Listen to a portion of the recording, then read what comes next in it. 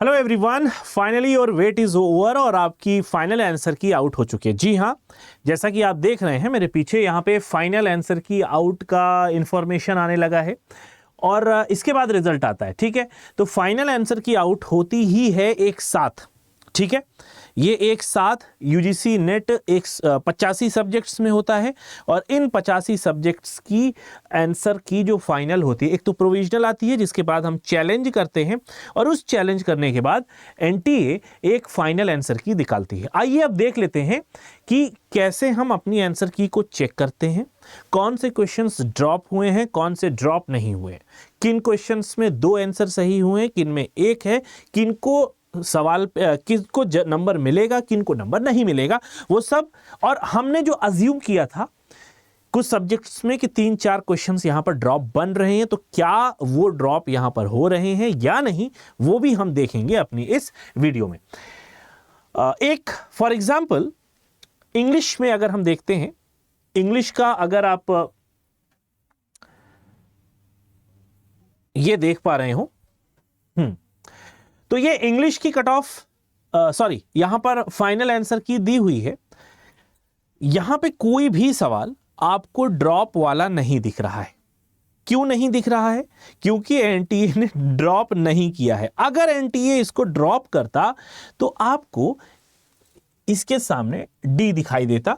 ठीक है, और डी का मतलब होता है ड्रॉप। तो अब जब ड्रॉप नहीं दिया हुआ है तो इसका क्या मतलब हो गया कि जो एनटीए को जो सवाल सही लगे थे, जिसके जवाब, उसको बरकरार रखा गया, उसमें कोई चेंज नहीं किया गया है। अगर चेंज करते तो वो सवाल आपका ड्रॉप हो जाता। एक और मैं देख लेता हूं, एक में जहां पे 2 सवाल पूछे गए हैं, यानी 2 सवाल, जैसे एक लॉ में अगर आप देख रहे हो, या हिंदी में भी मेरे ख्याल से एक सवाल में 2 जवाब कहीं पे था, नहीं है, किसी और सब्जेक्ट में मैं अभी देख रहा था कि जहां पे आपको, जैसे लॉ में आई गेस था, लॉ जो कि 31 दिसंबर को सबसे पहले हुआ था, ये जैसे ये 1 और 2 क्वेश्चन आईडी दी हुई है आपके सामने। क्वेश्चन आईडी है 611198713107। यहां पे ऑप्शन नंबर 1 और ऑप्शन नंबर 2 दोनों ही एनटीए ने करेक्ट माना है। तो जिन बच्चों ने ऑप्शन नंबर 1 और ऑप्शन नंबर 2 या इन दोनों में से एक ही सेलेक्ट करना होगा,